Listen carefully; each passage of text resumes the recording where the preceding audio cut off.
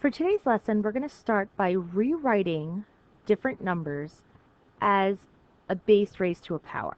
So, for example, 25 could be written as 5 squared, and 8 can be written as 2 cubed.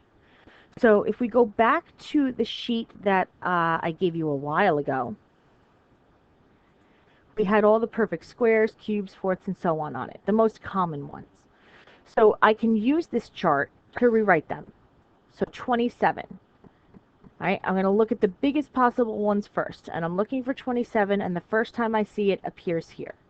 So since this is perfect cubes, 27 would be 3 cubed. So we're going to go ahead and rewrite 27 as 3 to the third power.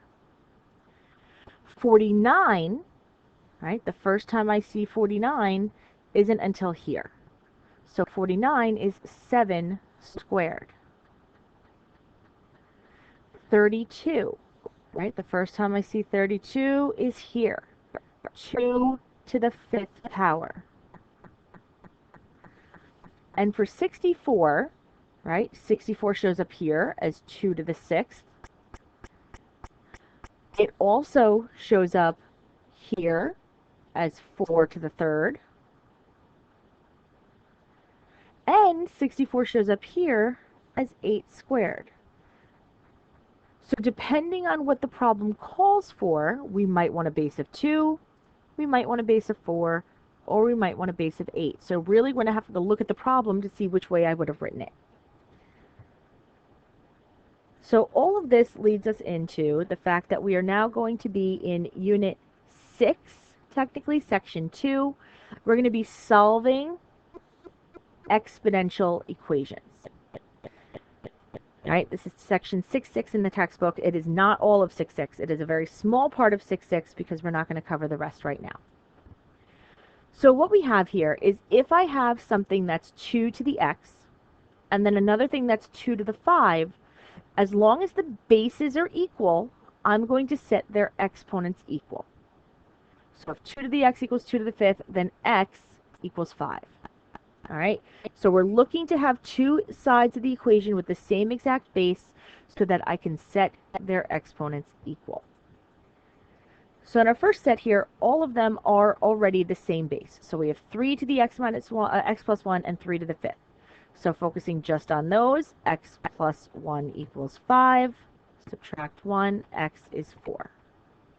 And that's it. That's all there is to that. Here we have 6 equals 6 to the 2x minus 3. So anything without showing you the exponent is really a 1. So this is 1 equals 2x minus 3. If we add the 3, we get 4 equals 2x, and divide by 2, we get x is 2. And the last one, we had 10 to the 3x equal 10 to the 2x plus 3. So 3x equals 2x plus 3. Subtract 2x. X is 3. So you go ahead and try these 3. This should really be 2 to the 6th. All right, try those 3, pause it, and then you can check your answers.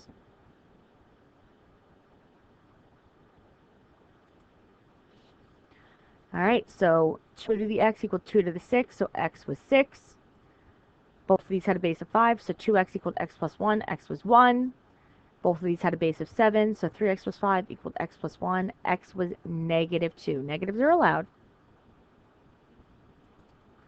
When we look at the next set, they don't have the same base to start. So this has a base of 5, and I know 5 can't go any lower, so my goal is to get 25 written with a base of 5. So 25 I know is really 5 squared. So now that they have the same base, I could say x equals 2. Looking at part B, in the do now, we had 64 as something we were rewriting, and if we go back up to that for a second, 64 could have been 2 to the 6th, 4 to the 3rd, or 8 squared. Since we have already one side with a base of 2, this now will have a base of 2. So this is going to be 2 to the 3x equals 2 to the 6th. So now 3x equals 6, and x is 2. All right, in this one, I have a base of 7, so I want this to be written as a base of 7. So I'm looking for 343, 343, 343, 343, and here I see it with a base of 7, so that's 7 cubed. So we're going to rewrite this with 7 times to the x minus 1 equals 7 to the third. So now x minus 1 is 3, x is 4. You try the next set, you can pause and check your answers.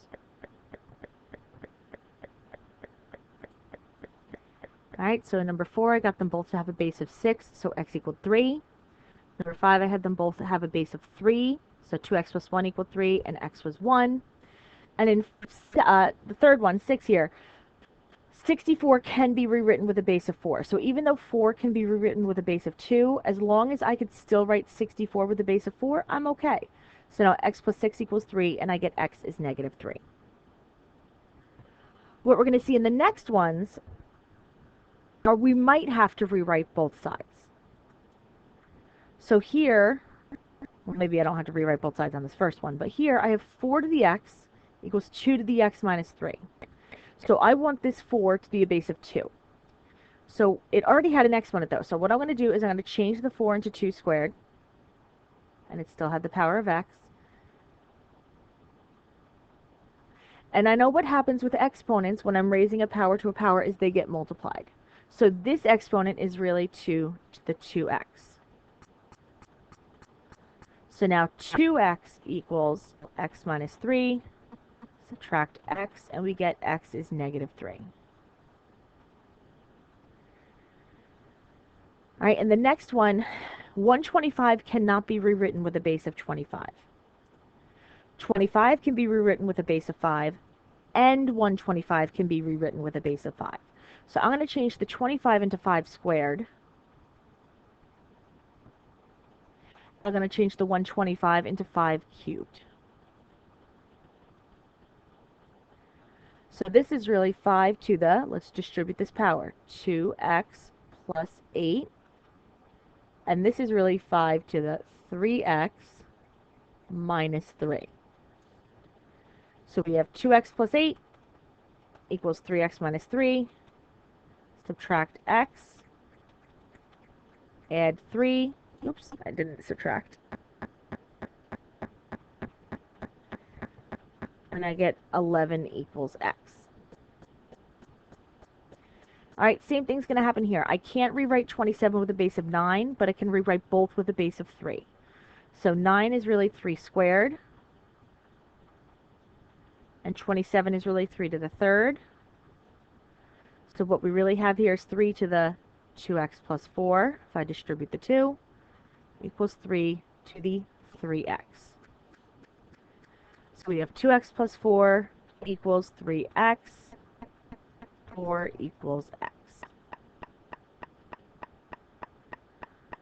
So you go ahead and try these 3, pause it, and you can check over your answers.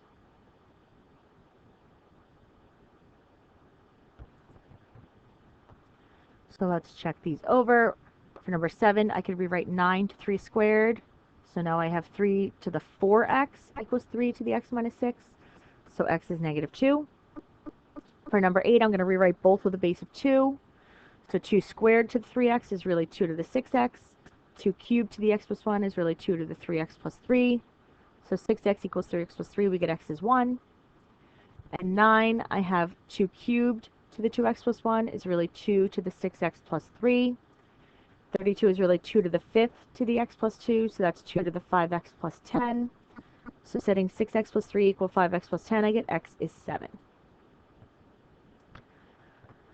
The last few we're going to do are word problems.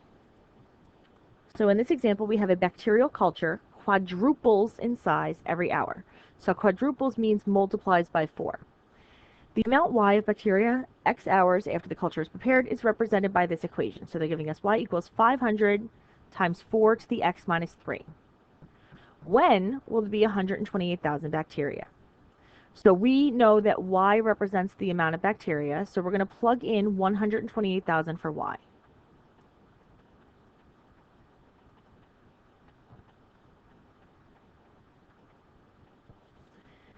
And I know how to do this when I have just something with an exponent. So I'm going to get rid of the 500. So if I divide both sides by 500, I get 256.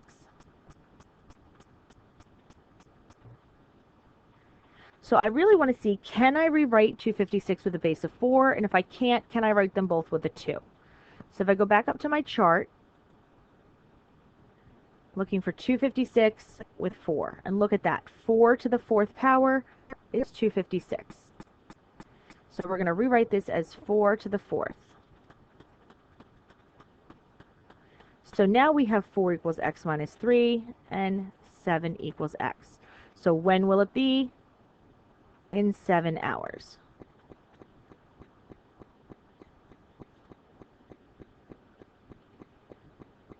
All right, you try this one. You have scanning a photo into a computer. You can increase its size repeatedly by 100%, meaning you double it using the computer. The new size of the photo y in comparison to its original size x after x enlargements is represented by y equals 2 to the x plus 2. So how many times must the photo be enlarged so the new photo is 32 times the original size? So plug 32 in for y and solve. All right, so we can rewrite 32 as 2 to the 5th, so 5 equals x plus 2. We get x is 3. The last one we're going to do, we have to make our own equation. So your allowance doubles each week. The first week you receive 25 cents. Write and solve an exponential equation to determine what week you will receive $64. So first of all, this is a geometric sequence. Doubles means it's getting multiplied by 2 every time. So my a sub 1, or my starting amount, is 0.25. And we know that's being multiplied by the common ratio, which is 2, to the n, or x minus 1. So right now, y equals 0.25 times 2 to the x minus 1 is our equation. We want to know when we'll receive $64. So we're going to substitute in 64 for y.